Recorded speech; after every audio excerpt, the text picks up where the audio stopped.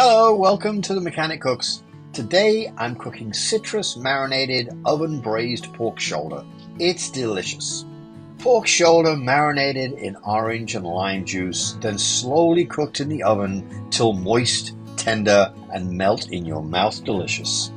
I'm starting with a whole pork shoulder because that's what I was given. If yours doesn't have skin and bone, skip the next couple of steps. Just beneath the skin is a layer of subcutaneous fat.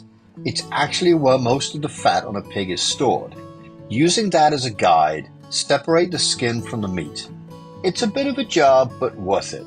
I'll save the skin to make chicharrones, but that's for another video. And also remove the bone. Another labor-intensive job, but with the use of a sharp knife, it can be done relatively easily. Definitely save that. It has some meat on it, and it'll make a great stock, or bake it, remove the rest of the meat. It goes really well with rice. Now we're left with just the meat. If you had bought the boneless pork shoulder from your local market, this is what you would have. So cut into large cubes about 4 to 5 inches square and place in an appropriately sized container. Add the spices and the fresh squeezed orange and lime juice. This will give the meat a light citrus note and also counter the fatty juices from the cooking. Add water to nearly cover, mix everything really well, and let it sit in the fridge overnight. Are you enjoying this video? Have you cooked this?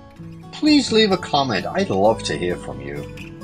Choose a baking dish that's large enough and deep enough to handle all the pork. Remember, it will generate a lot of juice while cooking. I like to keep the meat off the bottom of the pan to prevent any burning while it cooks.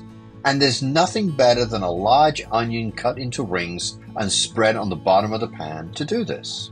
The pork has been marinating in the fridge overnight, absorbing the citrus and the spices. Now put a single layer over the onions.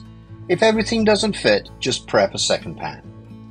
Cover with foil and place in a preheated 350-degree oven for about 4 hours, or until the meat temperature is above 195 degrees.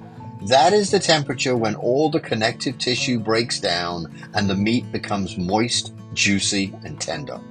Check periodically to make sure there's not too much liquid. Remove if needed, and flip the pork chunks once during the cooking process. Now serve your oven-braised citrus pork shoulder and enjoy. Please go to themechaniccooks.com for more great recipes.